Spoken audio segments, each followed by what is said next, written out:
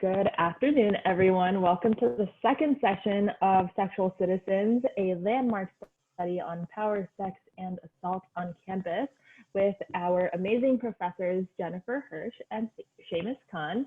I am again joined by my colleague at End Rape on Campus, Executive Director Kenyora Parham. And before we begin, I do want to acknowledge the devastating news that we learned about the passing of our colleague Daisy Coleman, survivor and co-founder of Safe Bay.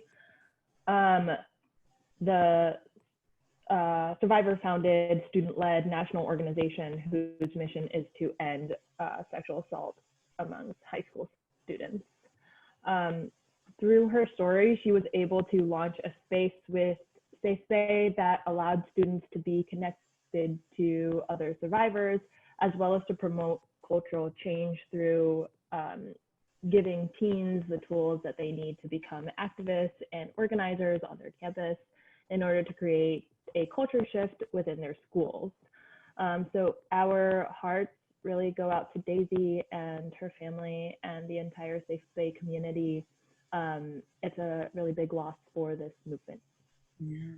Thank you so much, Sylvia, for leading us too in this moment. We have partnered with Safe Bay on a number of different occasions, from film screenings to panel discussions in the past. And so we know that this loss of Daisy is definitely one that hits closer to home for us and probably for many of you as well in the community. So we are forever grateful to Daisy and her courage to use and share her story for others to feel seen and heard.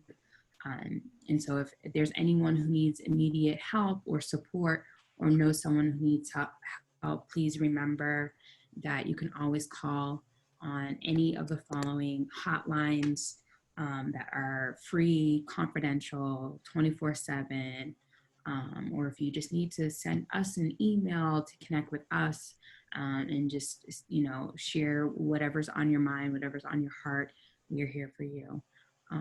We definitely want to take a moment of silence in memory and in recognition for Daisy.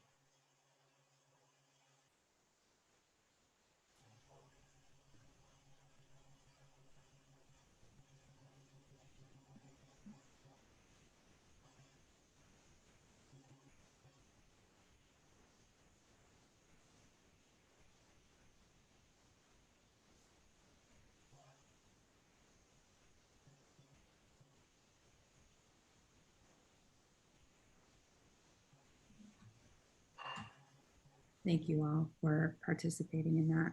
Our hearts go out to you, Daisy. I'll hand it back off to my colleague, Sylvia. All right. So today, thanks so much for leading us in that. Last week, we interviewed Jennifer and Shamus about their latest book, Sexual Citizens, which was an amazing discussion. And we ended the conversation with a sort of homework assignment that was centered on sexual geographies. And for those of you who are new to this session or just need a refresher, sexual geographies is essentially the space in which sex matters. So where it takes place and what is surrounding you. So we asked you to create a visual representation stemming from the question, what does your reimagined campus look like? And as Jennifer and Shamus mentioned last week, community-based participatory research is where essentially academics and members of the community who are affected by an issue or the problem at hand essentially come together to develop strategy and solution to that problem. And together, they're not only able to help develop that solution, but they're able to put it into action to really truly help reshape the community for the better. So Jennifer and Shamus, we'll hand it back to you, where you can give a bit more of a description of what we're going to do in this go around. Sure. So thank you so much again for having us here. I know that probably nobody wants summer homework, and so plus like pandemic, the world is a dumpster fire. So yeah, we get it if you didn't spend time actually working on this between the two sessions. So we're going to give a little sort of refresher about the idea and some prompts to get you started. And then Kenyora and Sylvia are going to do their technological magic, and we're going to break up into smaller groups. For those of you who were with us last week, and also for those of you who are not, just to give a little bit more of like a concrete explanation of sexual geographies. So if you think about a dorm room, when you walk into a dorm room, there are 4 pieces of furniture there. There's a desk, a dresser, a bed, and a desk chair. And it's kind of awkward for both people to sit at the desk chair. And so more likely than not, both people end up sitting on the bed. And beds have sexual meanings, like it or not. And that doesn't mean, of course, that sitting on the bed with someone equals consent.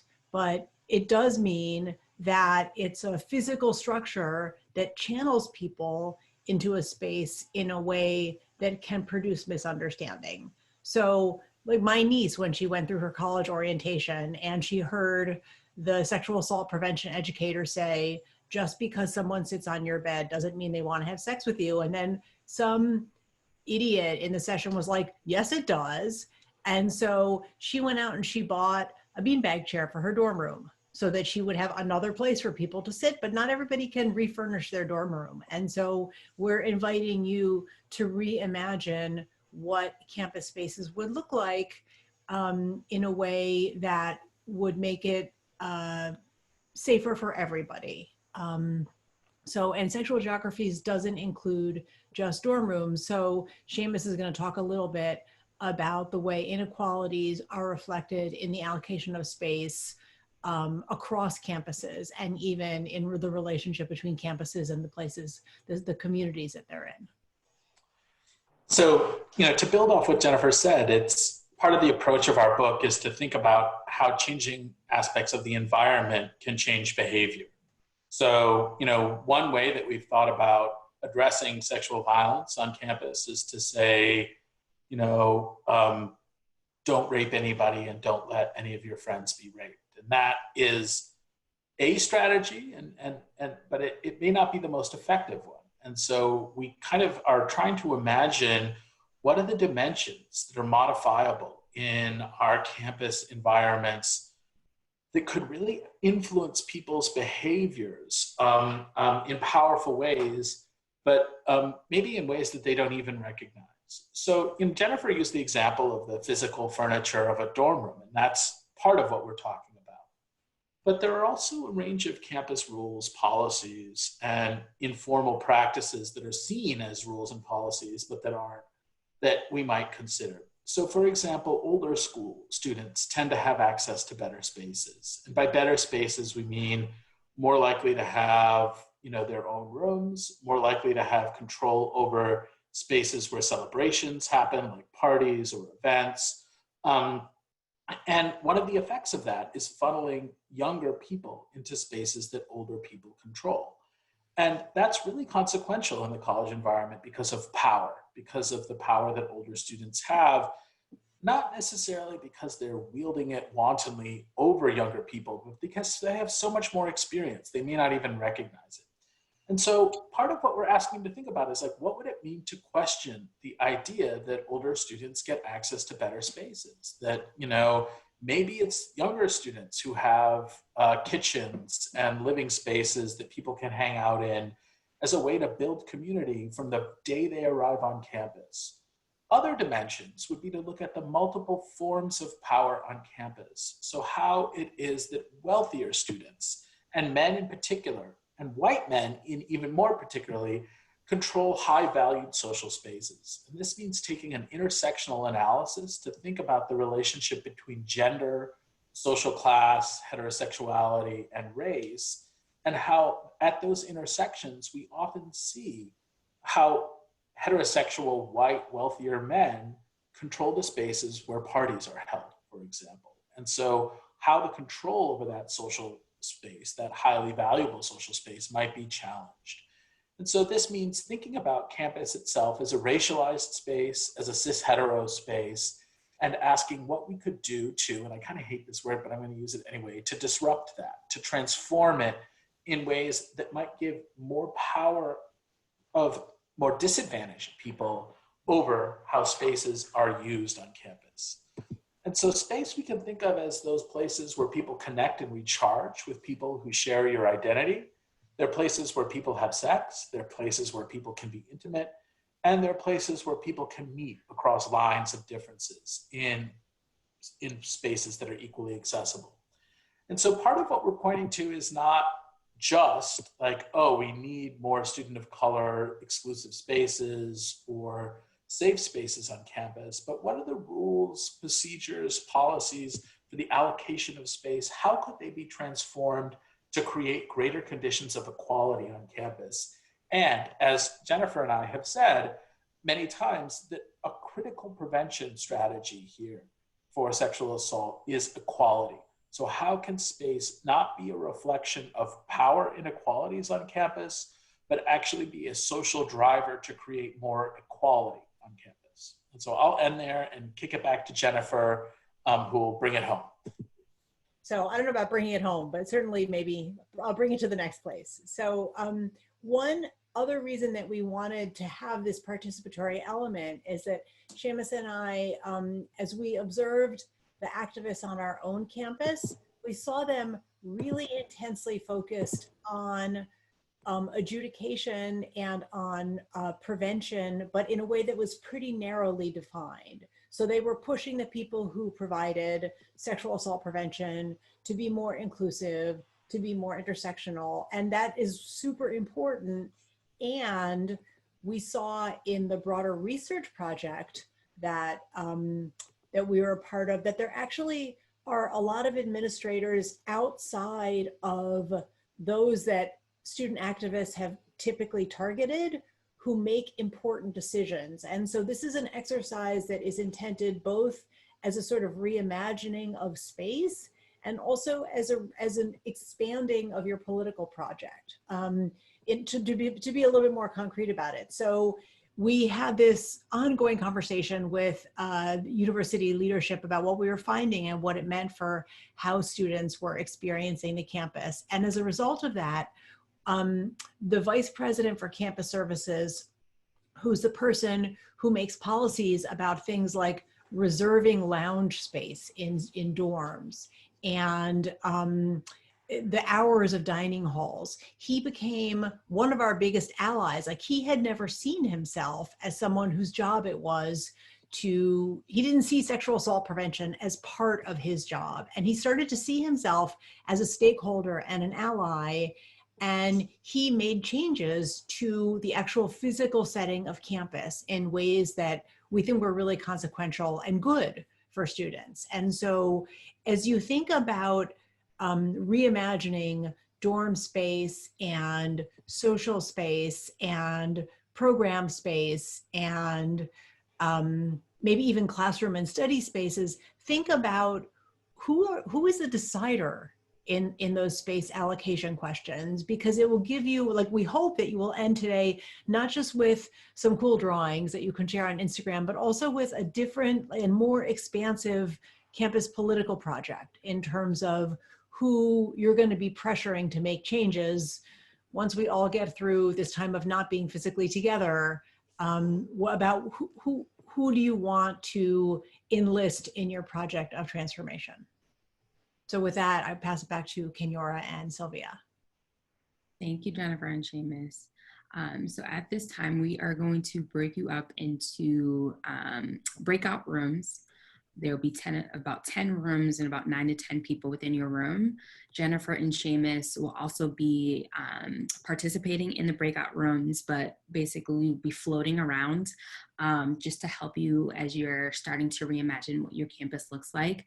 We'll do this for about 25 minutes, so we'll reconvene somewhere between like 12:45 and 12:50, and you'll see me send out some broadcast messages to just give you a heads up of where we are with time. But feel free to be as creative as possible make sure you have someone who is taking notes and someone who would be a speaker for your particular group to share out in the larger group. You know, as Jennifer had mentioned, you can always create whatever this visual representation looks like and share it on your Instagram or your Twitter and use the hashtag Summit Series and tag both of us and Rape on Campus, and it's on us, and we'll be able to retweet that out. If you're not a drawer and you're more about words, you know, you could do that too. If folks are very familiar with like Venn diagrams, if that's something that is something you need to utilize as a part of way of reimagining, utilize that as well. Whatever model you wish, utilize that. So at this time, you're going to receive, if you don't have, if you are, I just see there are people who may not have access to speak. You should be able to call in as well. Utilize, if you have a phone, you can call in and be a part of a breakout group that way. So those of you who are on the phone and don't have a visual, that's fine. We could still place you in breakout rooms. I don't know if there's a code for that to participate in that way. If not, you can always talk to me while I am out in the larger space, and we can have our own conversation about what that looks like. But you should receive a prompt on your screen in about a couple of seconds. How's it going? I was just typing you a message. I feel like all the groups got kind of quiet as soon as I entered the room and stopped talking. And so I was like, I'm just going to not do this. I'm just going to give you guys the space you need, because maybe you're like, I don't love this idea. It's wrong. And I want to think about it differently. And I was like, it's going to be hard for you to do without me there, with me there. So I kind of feel like this was like a teaching fail moment for me, where like I killed rather than helped the conversation. So I was like, I'm just going to go back to my safe space and wait till we all pull it together again. Jennifer's like living in breakout room 2 though, and I bet she's doing a great job and is going to have a lot to say. But I'm just like, yeah, nobody. I was like definitely like, I'm not like harm to good ratio. I was like high on harm, and like, and I tried 3 different rooms, and I was like, nope, you guys got this. So I'm just gonna let it happen. How's it going in here? I was actually just about to say, for folks who are in this main group right here, who wish to have a conversation, you know, Shamus is here and willing and able to provide any guidance for any of those who do want to have a conversation about what their campus looks like. It also may be that you're not on a college campus, but you're more so of an advocate, and that's fine too. But we can always just, you know, talk about what we wish we once had when we were in college, if you want to do that as well.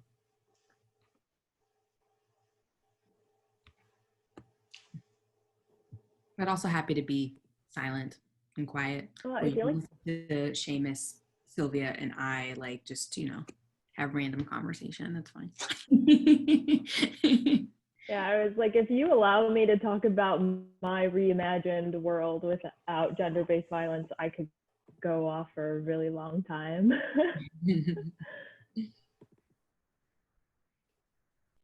And yeah. I think it's a conversation that applies like outside of the campus space too. Mm-hmm.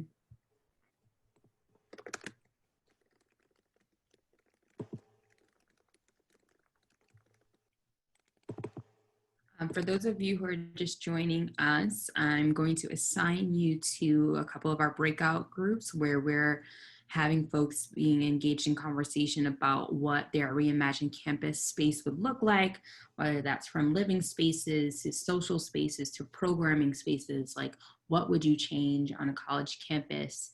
You know, even if it's just the classroom space or your study space, or even you know, the more common spaces like that of, you know, the grassy area of a campus, like things like that.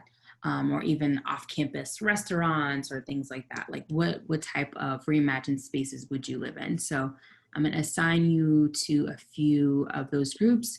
You can certainly join if you want to or not, up to you.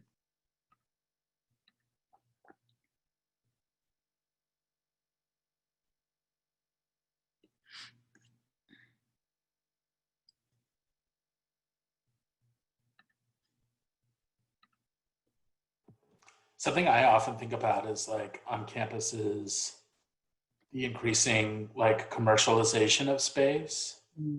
So like student centers now are bringing in like banks and like private food vendors to sell things. And, you know, as we like buildings on campus, like have like these cafes and even the library, you know, the library is like increasingly turned into places where there's like places you can get coffee and a snack, etc. And there's part of that I'm like, great, you know, students want to have access to, like, who doesn't want a cup of coffee, blah, blah, blah. But I also think that it feels a little bit like, you know, can you sit in the coffee shop and work if you're not buying coffee? And even if you can by rule, you may not feel comfortable doing that. And so as campuses start to like often transform their like food services and other kinds of things into, you know, a private market, what does that do for the comfort of students to occupy different spaces on campus and the hidden assumptions of like, I'll meet you at the like, you know, this place where we can hang out together. And you're like, well, I can't buy a cup of coffee, or I'm not like, you know, I can, but I don't want to. And, you know, the consequences for me are different. As well as what the policing of those spaces looks like when it turns into private space and how students feel comfortable in those spaces. And so I think, you know, those campus policies of you know, privatization have impacts on how welcome students feel across all parts of campus or just some parts of campus. Absolutely.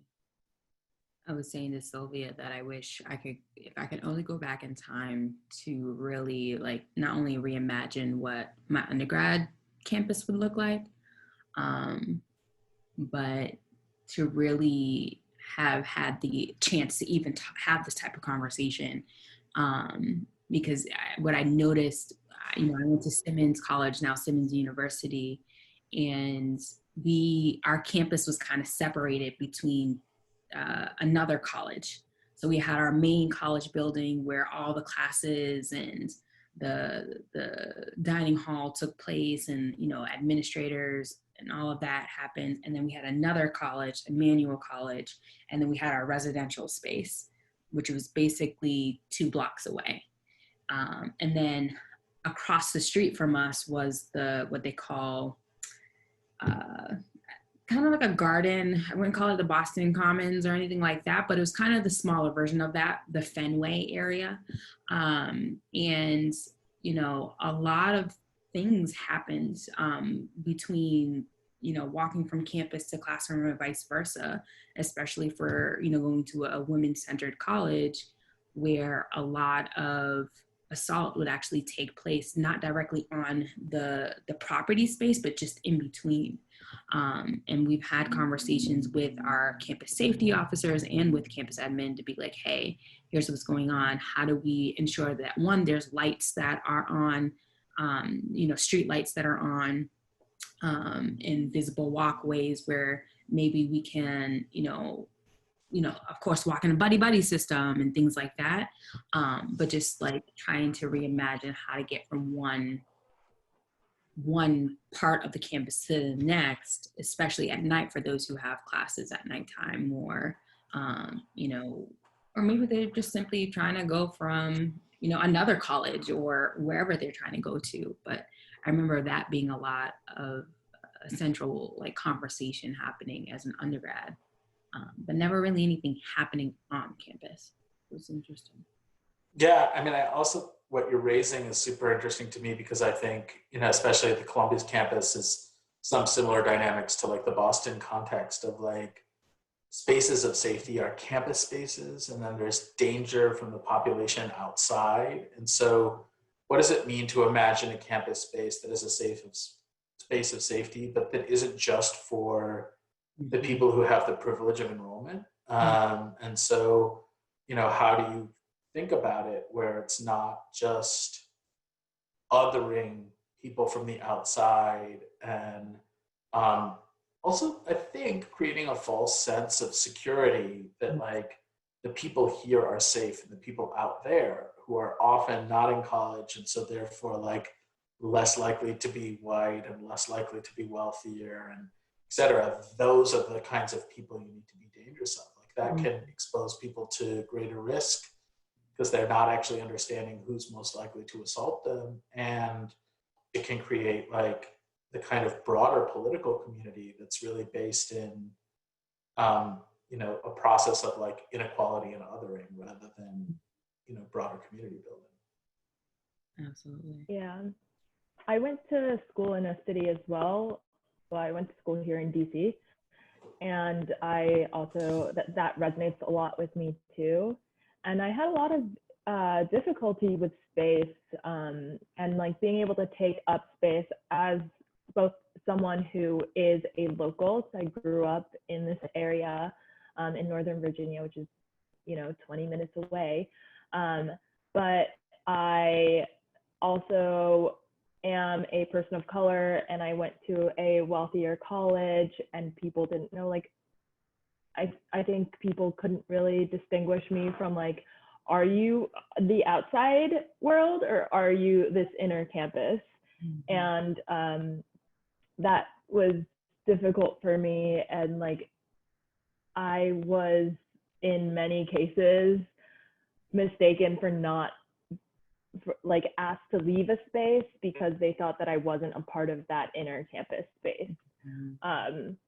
And I do feel like feeling comfortable and like in space that you should be comfortable in is difficult, and there are so many different layers of it, especially going to school in a city. For those of you who are just joining us, it's Shamus and Sylvia and I just having our own kind of reimagined campus conversation while others are in breakout rooms. If you'd like to be in a breakout room, you know, I can assign you. If you want to stay here and have a conversation with us, we're more than happy to have that with you. And welcome, of course.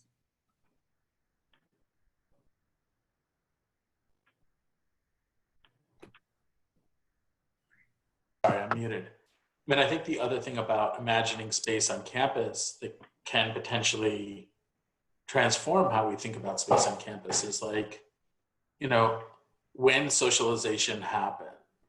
And so there's sort of this like temporal assumption about campus life.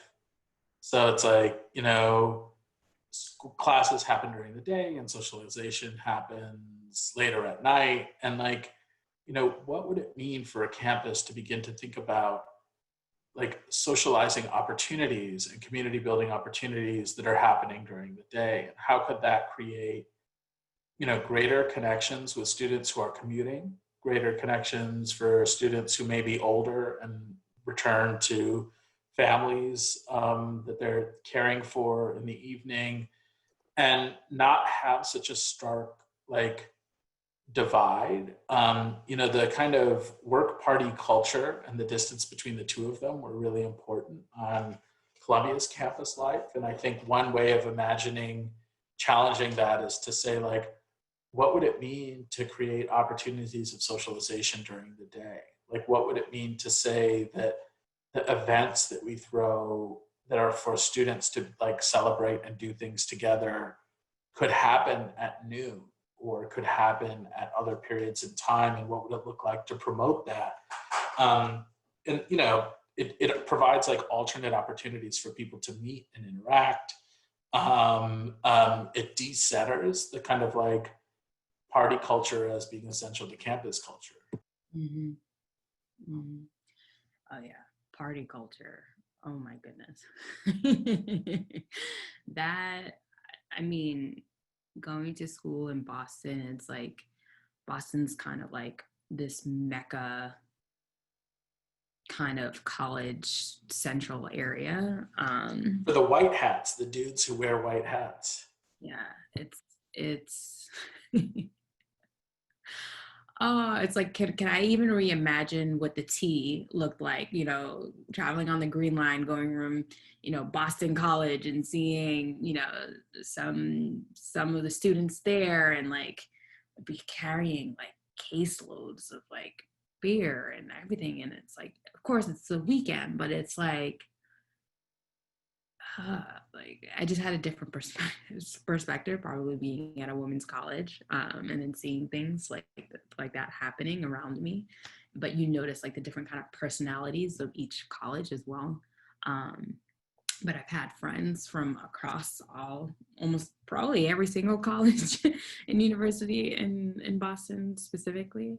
But you definitely notice the different ways in which campus spaces kind of foster certain types of behaviors, you know, and it's,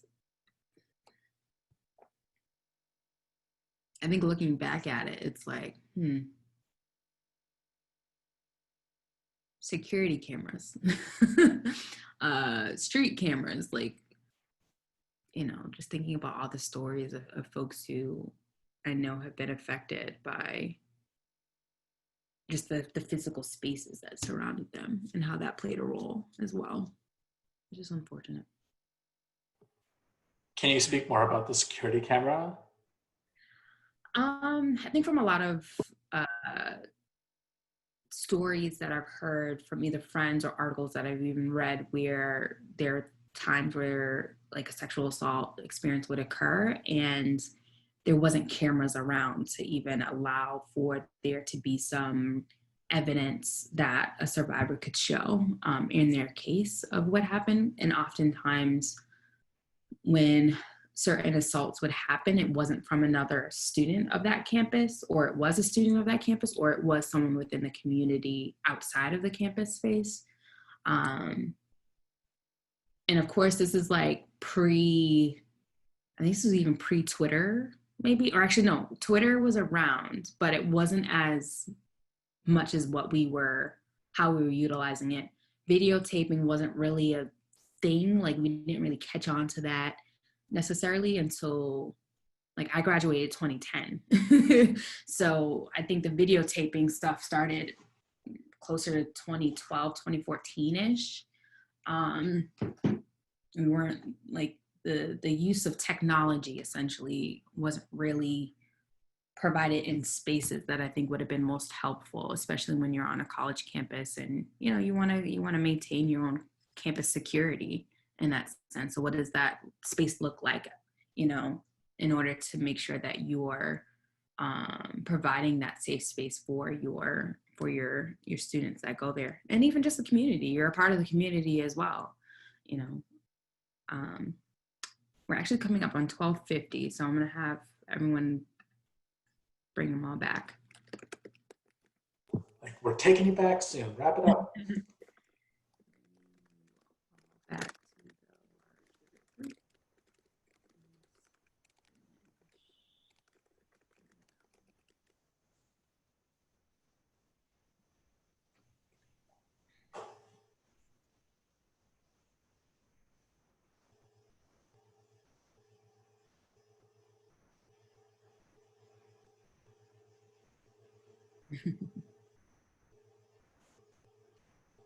welcome.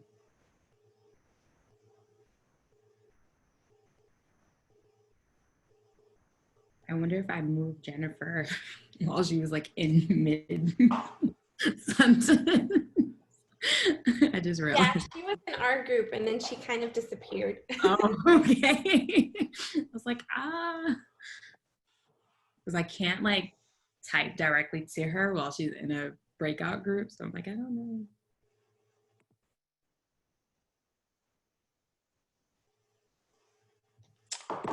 Let me see if she's still. There she is. She's back. Oh, I'm back. Hi, everyone. Awesome. I think we have everyone back now, like Shamus and Jennifer, if you want to like lead us into like this next part.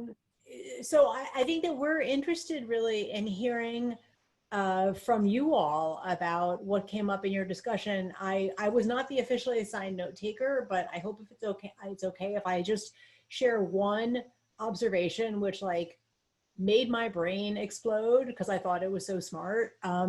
So we were talking about, you know, what would it look like to have campuses in which first-year students and women of color and queer students or less wealthy students could host parties. And one of the participants in the group said, well, why are first-year students required to live on campus? It's a little bit like hazing, right? Because, and I was like, oh my goodness, like you split the atom.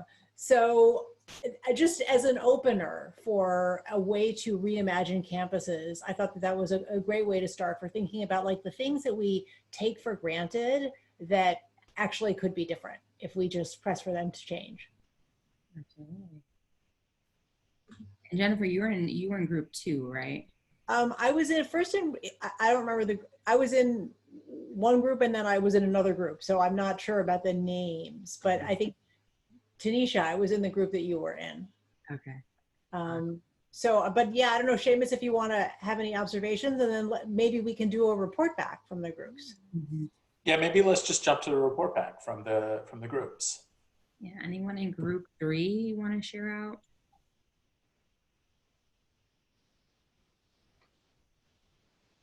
Is it our group that you're asking for? I apologize. I'm up here trying to multitask 2 different Zoom meetings. No, you're fine. Go ahead, Tanisha. Okay, yes.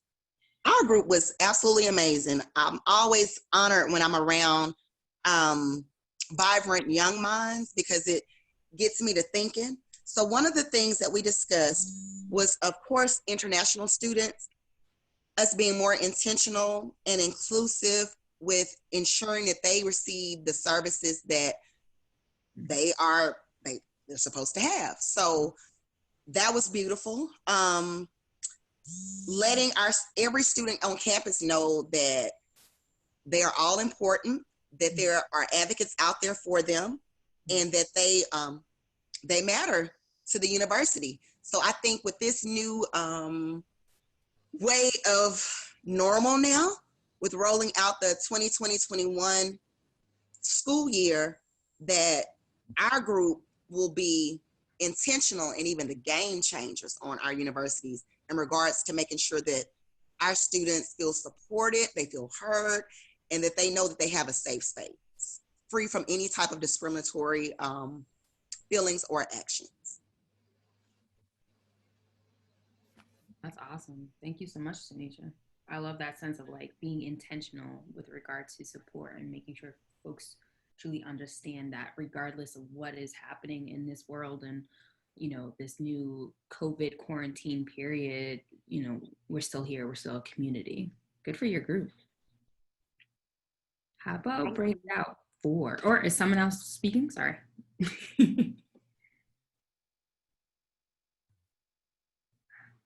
Breakout group 4, if there's someone from there. And you might have to take yourself off of mute. Yeah. Hi, I'm Lexi. I was in group 4 with Callie, and we talked about, she had a really great idea about having like more women's spaces, so like maybe allowing sororities to throw parties or like women's sports teams so that they're like still like quote unquote cool spaces, but like have more agency for women. And we also talked about having like university like property, like a club or something where there's people like on hand to like intervene if something goes wrong, but like generally you're not policing students, and like kind of create like a like cool space, you know, maybe older students or like Greek life like encourages people to go to the space, but like it's still like people are on hand if something goes bad. Thank you so much. I'm actually taking notes, so if you see me like moving my head, just me taking notes. That's awesome. Breakout group 5. Anyone from there?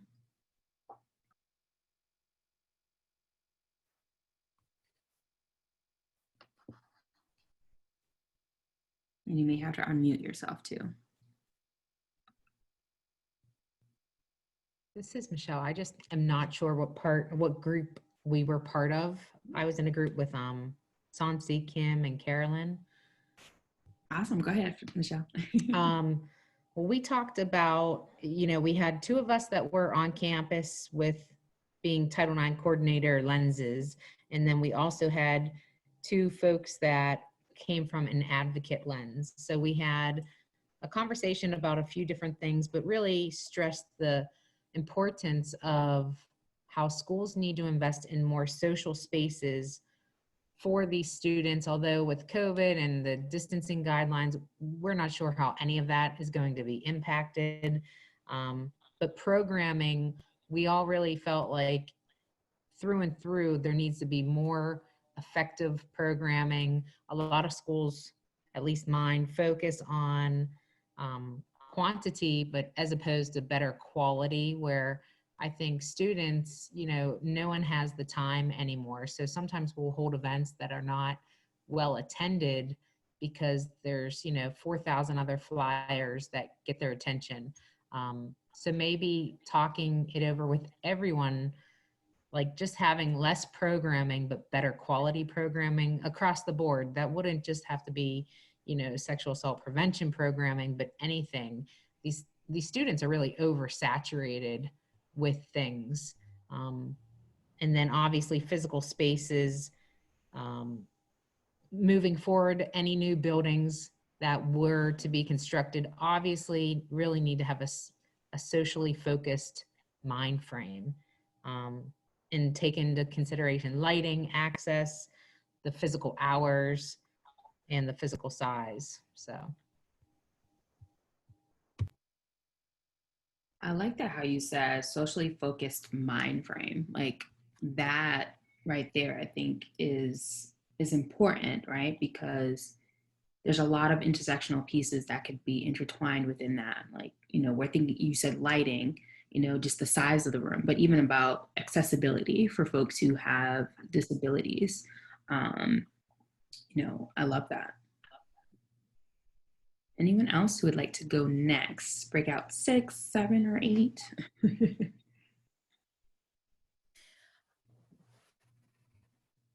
I hear someone. Oh, hey.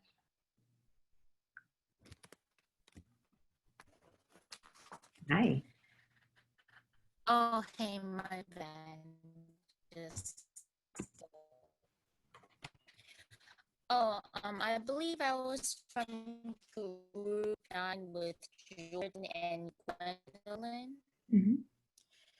So one of the ideas we discussed are contain mandatory consent posters in the freshman dorms, especially. Just the idea of reading it and hoping that it'll sort of induce more assertiveness with the girls and guys, maybe just to establish consent.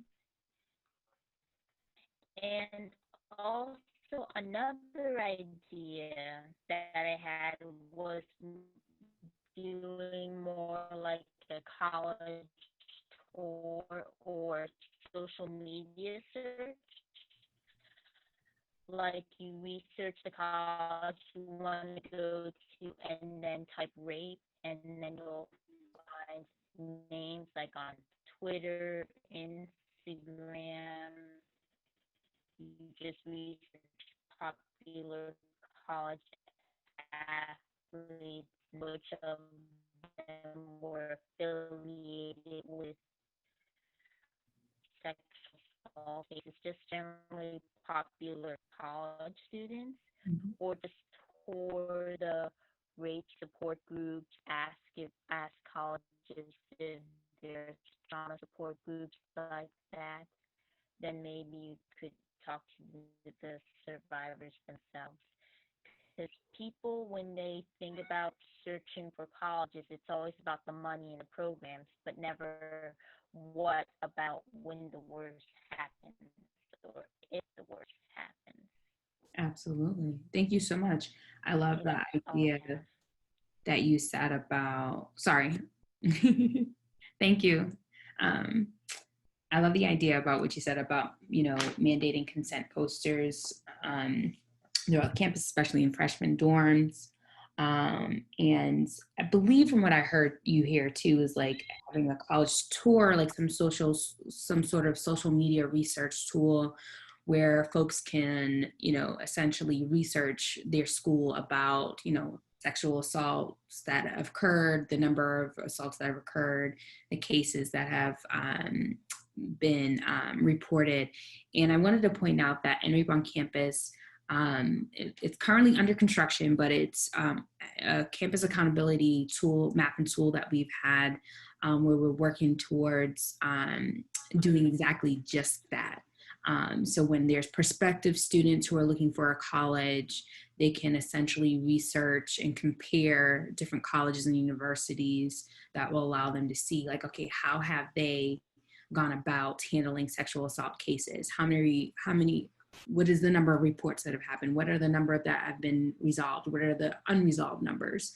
Do I really want to send my child here? Do I really want to go here? So it's allowing prospective students and their parents to really have, a kind of total understanding of what type of college culture university and colleges are creating for their students from that sexual violence kind of lens. So I'm glad you brought that up because it's definitely something that is needed, because what we're seeing is that not a lot of colleges are actually reporting out their numbers. They're not really, delving into the Clery Act that they should be. And for those of you who may be unfamiliar, the Clery Act is essentially where schools are mandated and obligated to provide statistics and data on the number of different sexual violence kind of reports that have happened and occurred on their campus. But not a lot of colleges are being held accountable to do exactly that. So we actually have a day of action coming up next week where we'll be asking folks to really re-engage in contacting their state representatives to reintroduce what is called CASA Act, or the Campus Accountability Safety Act, which essentially serves as a safeguard for the Title IX regulations. Will essentially, truly enforce the Clery Act as it's meant to. Anyone else want to share out? We have about, 25 minutes, so we have some good time. Oh, I also wanted to add another point. Sure, go for it. And how do you say your name? Oh, Sun Young or Sunny. So Young or Sunny. Okay, thank you so much. Go for it. Oh, comparing expulsions of other things like plagiarism would be a good reflection. If there's a higher expulsion rate for plagiarism or drinking or any of that stuff versus sexual assault, it'll prove what they care about more as well, in case you can't find any of their sexual assault prosecution records. Interesting point. Thank you. Yeah, and Jennifer and Shamus, if there's anything that you want to add to this as well from what folks have shared out thus far. Well, I was just sort of thinking as I was listening to people's comments, I wanted to surface the weirdness of talking about reimagining physical space when we're all stuck away from those physical spaces. And I hate it when you see these articles in the media about COVID-19, we're going to build back better. It's going to have all of these great, and I'm like, no, you know what? This time is actually awful. But so without wanting to be oh, here's a bright side to COVID-19, I do wonder, even acknowledging the inequality in people's access to digital spaces, I do wonder, like for kids who are coming onto campuses now, the red zone is potentially a little bit canceled, right? Because even though they're going to be parties, they're not supposed to be. And I think that universities should really be working to promote some kind of digital social onboarding.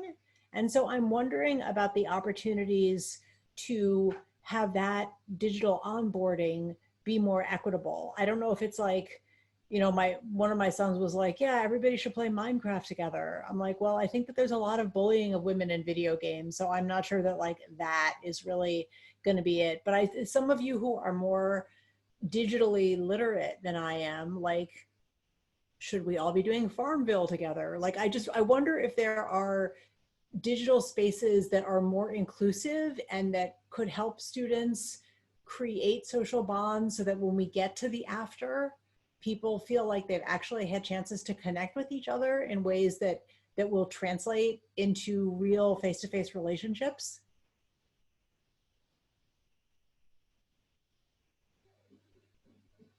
And I see already like one female gamer's like, yes, there is some bullying, but less. So maybe there are some games like while we're here together, like, what do you think is promising in the digital space that other people might want to know about?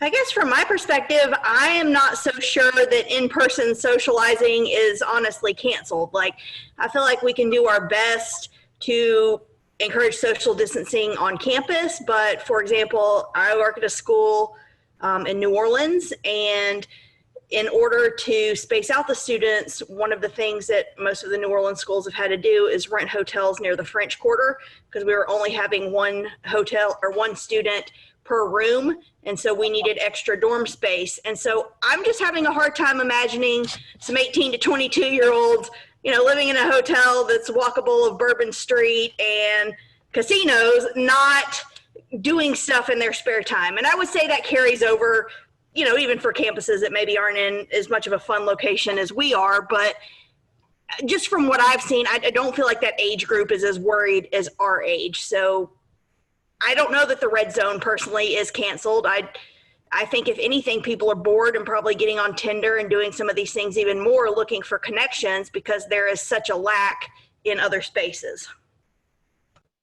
Thank you so much for bringing that up.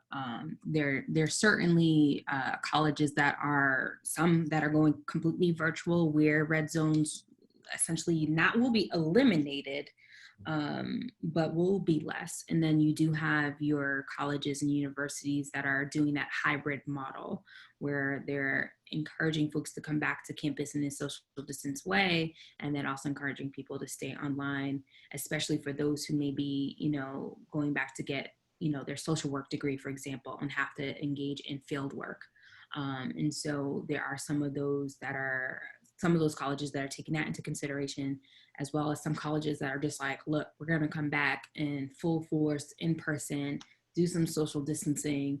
I believe BU may be one of those universities that's doing that, with a couple of exceptions, I think, here and there. But thank you for bringing up that point, because it's like we're all located in different areas of the nation that are all doing different things, but are not really taking into account, you know, how there's opportunity for more, whether it's positive or negative things to occur, especially for students. And so it's like, how do we take that intersectional approach as a community, and not just a college campus, but like, how do we engage with our local community spaces that say, hey, we have, you know, we're renting out this hotel for students, and we want to make sure that we're offering a safe space here for them. You know, how are we, I'm not going to say with law enforcement nowadays because of just like defunding the police that's going on, but how do we engage with our local officials and government to ensure that, you know, we're really creating, because now college campuses are essentially expanding out beyond just their walls at this point. So how do we engage everyone within our community to create these spaces?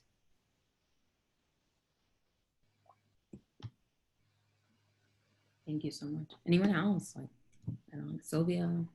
This is a really good conversation. Yeah, there's also a really good conversation that's happening in the chat. So I want to call that out. Deneen, I saw you unmute, so I'm going to let you go first. Okay. Now I was just going to share with the group head. We had several people. We only had like 6 people in our group, but some of us mentioned that they have just small campuses, and that someone had a campus where the majority of the students are off campus, so they weren't able to really identify what their to imagine what their space looks like on campus. I said, for one, maybe having more lounges. You know, I think having more lounges where people can actually study or just even conversate would help out a lot. And also, I heard someone else say it earlier, and we mentioned that having signs, maybe in the bathrooms and in these lounges or areas where students study, that would help. I mean, even if it signs up about, you know, remember when you're with someone, or if you're in someone's room, just letting them know, you know, that sexual assault is real, and that it's, you know, it's important to make sure you keep your distance from others when it's not wanted. Also, someone mentioned educating athletes. And someone even mentioned that they knew that Rutgers had some type of screened impromptu athlete program. I'm not sure if you guys are familiar with that. They said it was used for prevention. And we also mentioned having a conversation, starting a conversation on what we're doing when we're not studying. So, and also someone mentioned an empowerment class or a self-defense class, and that would help. And I didn't know if the policies and procedures around teaching something like that, like insurance or something, I don't know how that plays a role, and whether campuses can provide those type of programs or activities.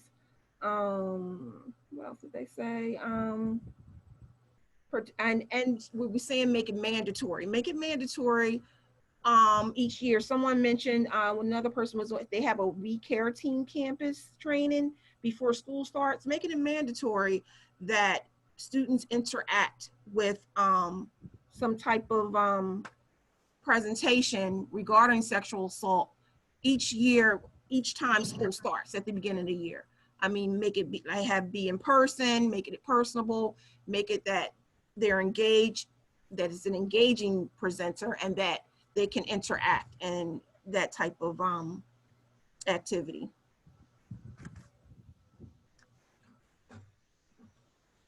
Yeah. Thanks so much. Those are really good points. I see some resonance in the chat as well. I can speak a little bit to one of the points that you talked about, which was the self-defense training. I know that if you are receiving funding, federal funding on violence against women or gender-based violence, most of that, and some on the state level, doesn't allow you to fund the self-defense training because it isn't seen as we don't want to label it as prevention, because we don't want anyone to feel like they have to take self-defense in order to not get assaulted. So that is the only thing I'll say. I think that sometimes makes schools hesitant to host it because of that funding issue. But I have heard that it's a great way to create community. So there is that. And then I did want to also follow up with something that I saw in the chat, which I thought was a great conversation starter. But someone said that I'm nervous that people are going to be even less likely to come forward to report because of the stigma of breaking COVID guidelines. And I'm wondering if others had a similar conversation in their group, or if anyone wants to share something on that. I mean, I just wanted to share, and I put this in the chat after that comment.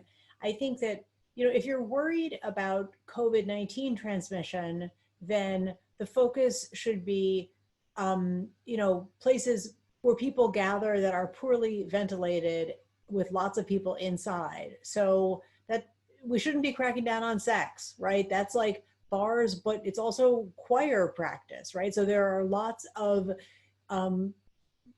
social circumstances that might be dangerous for transmission, but it doesn't mean being anti-sex. I think schools should ground their social distancing policies in an acknowledgement of the fact that students still have a right to sexual self-determination, and that's not necessarily a super risky behavior. You don't see Anthony Fauci on TV telling people to get off Tinder, right? He's telling people to stay out of bars. And I think that there's a reason for that. So I think that we have to push back against people who put their sex panic on COVID-19 when that's not, I think it just scientifically doesn't seem like the biggest concern should be students wanting to have sex with each other. Hi, I was the person that wrote the comment in the chat, and what I was really thinking about was the fact that there's already a stigma around like drinking, right? If someone got really drunk, oh, well, I shouldn't have done that. Like there's so much stigma around like, what are you wearing? Where are you? Oh, why did you even decide to go to that party in the first place? And now on top of that, you're going to a party that you know you shouldn't be going to, or you're going to a bar that you know you shouldn't be going to because of COVID, and then this happens on top of it. And I'm just nervous about how, one, if there are rules that universities have around breaking COVID guidelines, if there's going to be some like amnesty, like you're not going to get in trouble for both of those things. Sorry, words are hard sometimes. And two, how organizations are going to help survivors kind of with both of those anxieties. I think that it's hard to admit that you're breaking COVID guidelines, and then on top of that, it's even harder to admit that you're a survivor of something. So those are my two thoughts on that. I'd like to follow that up with what Tali just said. We did a movement back during SAM about my mask doesn't silence me. And what we were doing with that was really talking about like domestic violence and people who aren't speaking out about their assaults, or they don't think that they have a place to go because like who can they talk to? So with that movement, I think it kind of still goes along those same lines where you're talking about, Tali, and where people are afraid to talk about what's going on with them because they, quote unquote, broke those guidelines. I think it kind of goes along that same thing. You know, we're in California, masks are absolutely required in my county right now.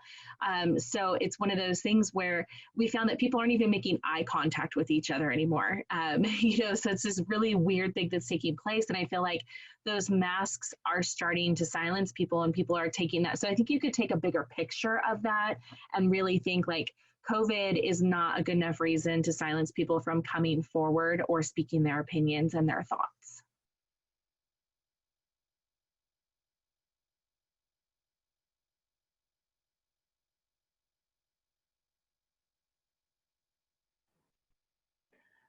Yeah, thank you both for that.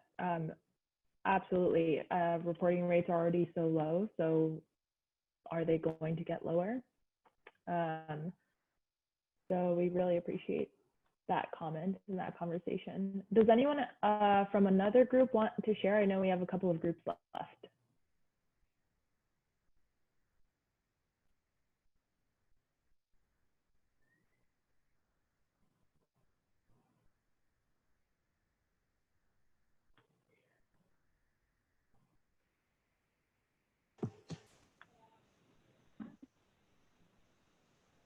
Go ahead. Hi.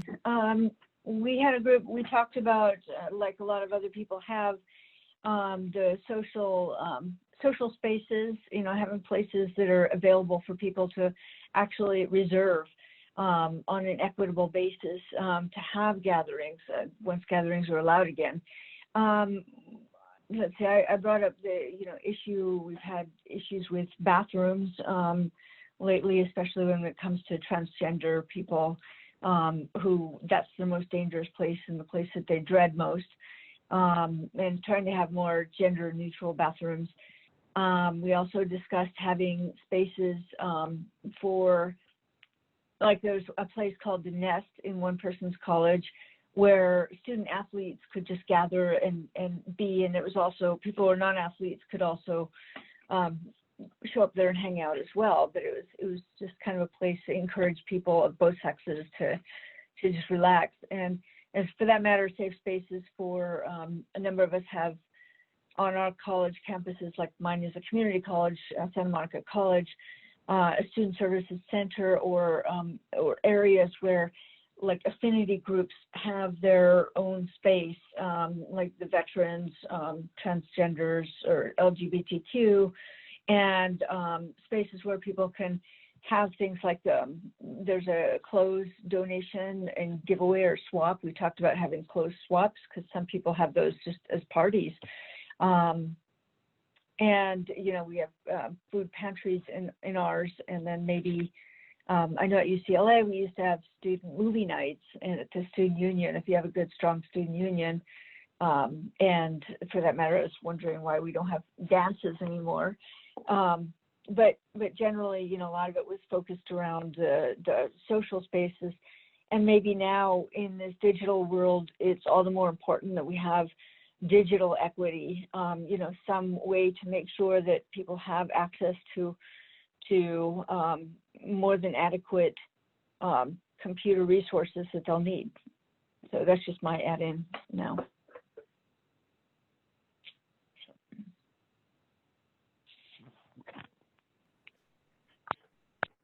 Yeah, thank you so much for that. Thank you to your group as well for their contributions.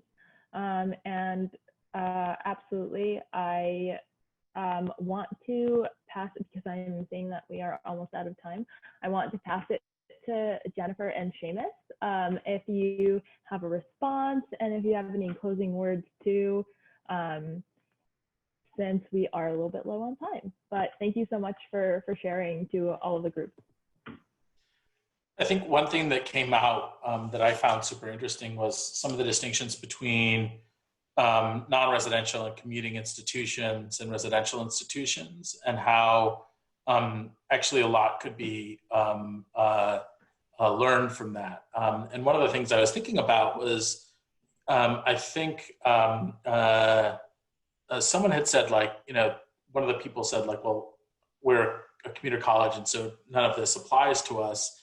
And I think actually there's a lot that can be learned from commuter colleges and other kinds of institutions about, you know, not dividing the social life of campus into the daytime, which is when students are in class, and then nights and weekends when they socialize, and that's when that programming happens.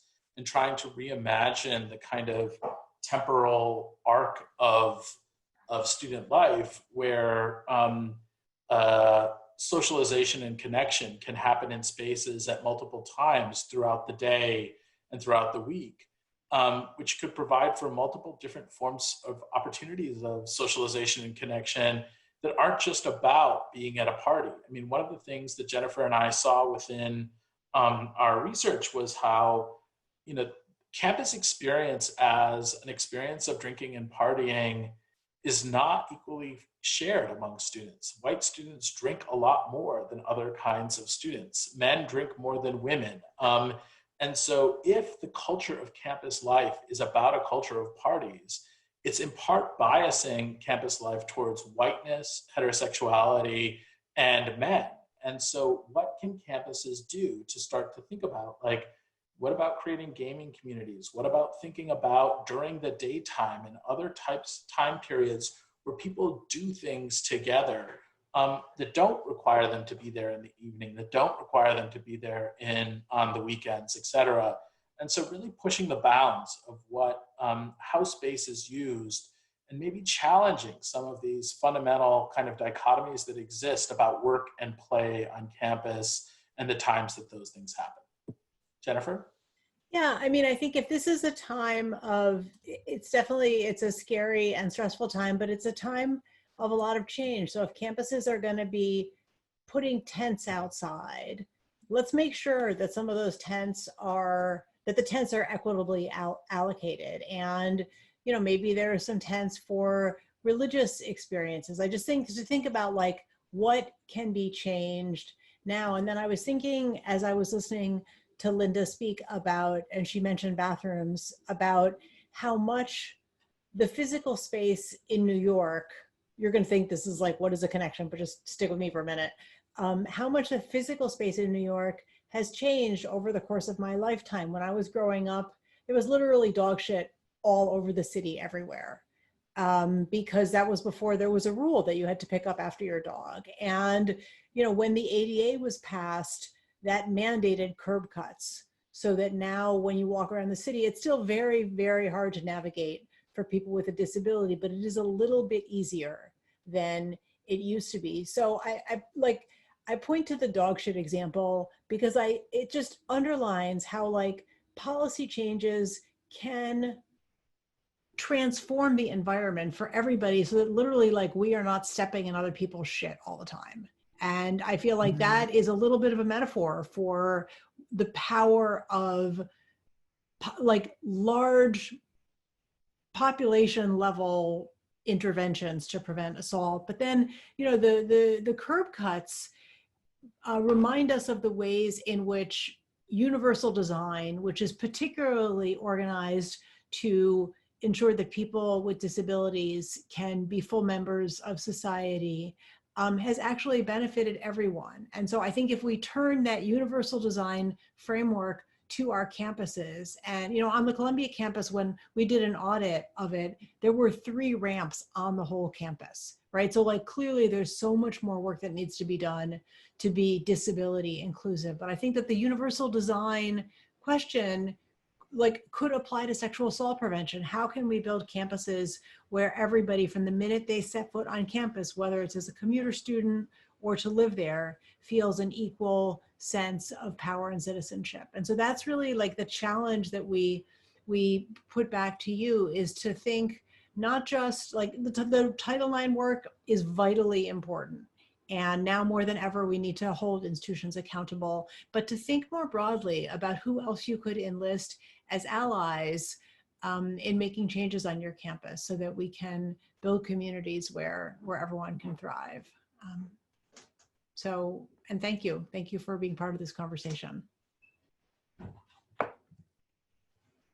You both, Shamus and Jennifer, and thank you everyone for participating in this conversation in our second session with these fabulous, fabulous professors who I wish I now had. But again, I've put their handles, their Twitter handles in the chat. They love to interact and they love folks to follow them. So please be sure to do that and buy your copy of Sexual Citizens, which I have up here if you can kind of see it without this virtual background. You could purchase the hard copy only via WW Norton's website at the 20% discount. If you try to go for the paperback, you may want to go with another retailer, just but if you want that discount, you always have that one there too as well. But thank you so much for this amazing, rich conversation. We hope that you continue to have these conversations on your college campuses, whether you're an advocate in a rape crisis center, whether you're a Title IX coordinator. I just hope that you continue to have these spaces where you can be intentional about really creating those spaces for survivors and students in general. I think this is something that definitely needs to be incorporated in just our everyday life, which is unfortunate until we're able to end sexual violence on campuses. You know, that's our main aim, you know, so, you know, let's continue on with the good fight. And remember to take care of yourselves as well as you're engaged in this work. Make sure that you're engaged in a lot of self-care and healing within yourself, because this work is definitely hard and difficult. So you want to make sure that you're taking care of yourself, and while you're taking care of others, you know, you got to put yourself first in order for you to be able to do this work. So again, thank you so much for joining us. Please be on the lookout for the recording of this, as well as you can see the recording of the first session on our website at bit.ly/ in all caps Summit Series 20. So thank you again and take care. Bye, everyone.